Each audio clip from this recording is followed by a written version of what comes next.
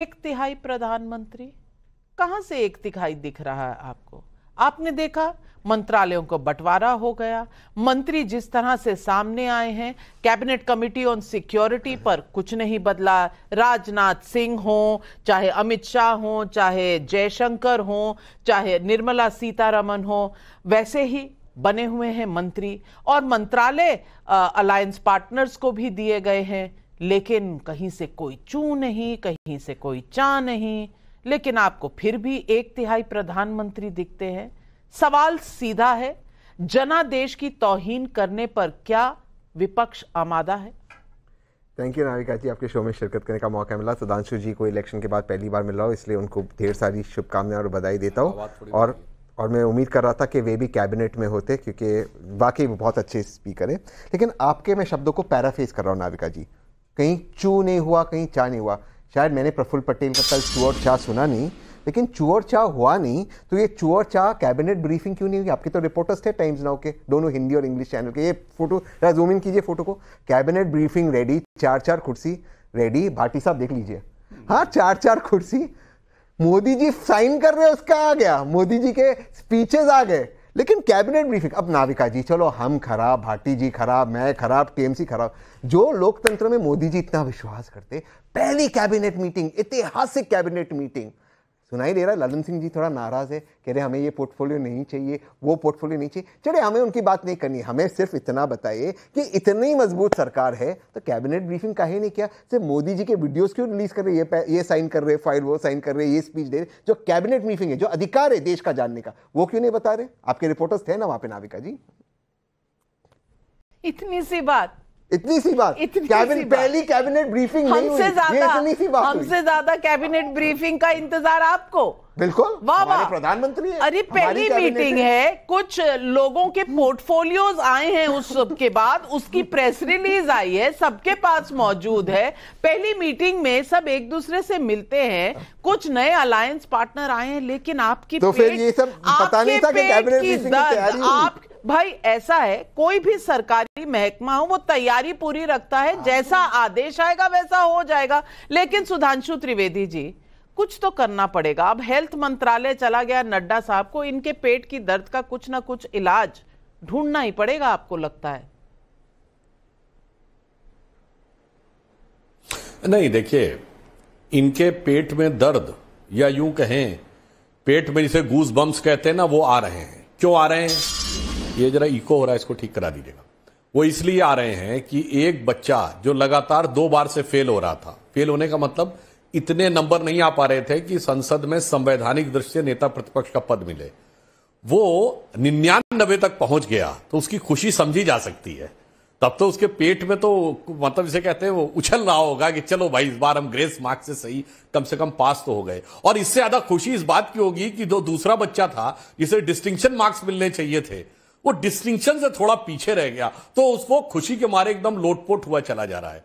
मगर तहसीन भाई ने जो कहा, तो मैं याद दिलाना चाहता हूं, अब चुनाव आचार संहिता खत्म हो गई है, तो अब कांग्रेस वालों ने जो कहा था ना कि वो 8,500 रुपए खटाखट आएंगे, तो कम से कम जिन राज्यों में आपकी सरकार है 8,500 नहीं तो 6,500 रुपए खटाखट भेज दीजिए।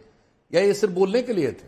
ऐसा नहीं है कि आप सब जगह विपक्ष में हैं महोदय, बड़े बड़े 1 दर्जन राज्यों में आप सत्ता पक्ष में भी हैं, तो करके दिखाइए वो जो करके दिखाना है। दूसरा, आपने कहा कि आपको चूचा सुनाई पड़ा, अरे हमें तो खट पट सुनाई पड़ गई।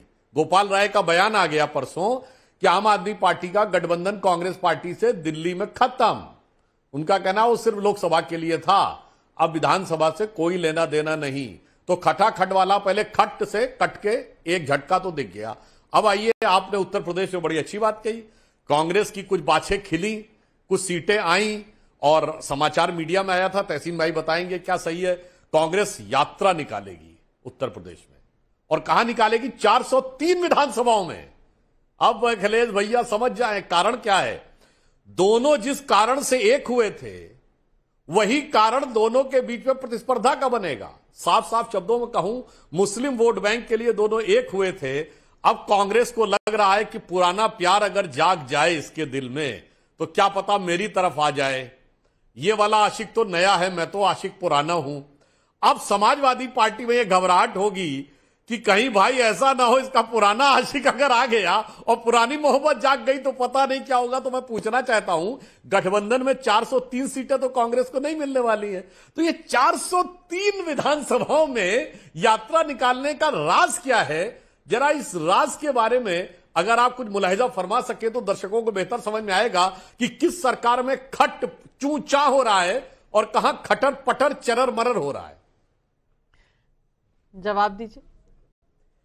सुधांशु जी, मुझे इस बात की खुशी है कि आपको भी उम्मीद है कि सिर्फ कांग्रेस पार्टी और इंडिया अलायंस जो वादा केंद्र की सरकार के लिए उन्होंने किया था सिर्फ वही निभा सकते।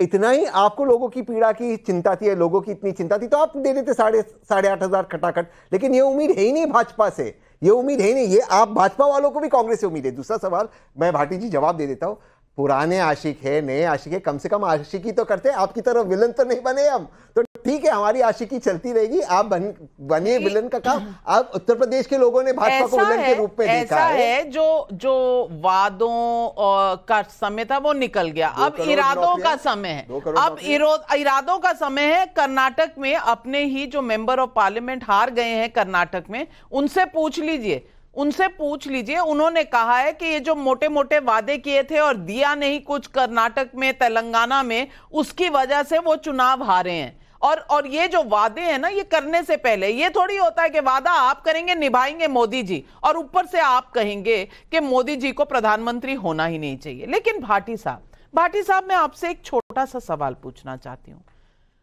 चुनाव जब तक चल रहा था, कैंपेन जब तक चल रहा था, एकदम दोनों तरफ से लंबी एक लड़ाई लड़ी गई, क्योंकि लंबा चुनाव खींचा ये। लेकिन अब चुनाव खत्म हो गए हैं और नंबर्स के बेसिस पर सरकारें बनती हैं। सरकार बन गई, सरकार ने शपथ ले ली, 71 मंत्री बन गए हैं, मंत्री को मंत्रालय मिल गया है। आज एक्चुअली फॉर्मली काम शुरू होता है और कल से मंत्रालयों का चार्ज भी मंत्री संभाल लेंगे। लेकिन एक बधाई नहीं, एक मुबारकबाद नहीं, इतना तंग दिल क्यों भैया? आप और हम साथ ही तो रहेंगे इस देश में, एक ही देश के तो हम लोग हैं। कितनी लड़ाई, कितनी कड़वाहट, कब तक पालेंगे? नहीं, बिल्कुल, ये जो सरकार बनी है भारत की सरकार है और उसको बधाई, शुभकामनाएं।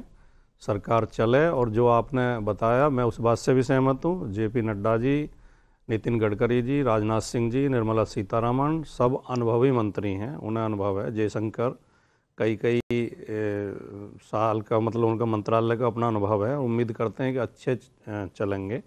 लेकिन जो बात कही जा रही है कि कुछ पर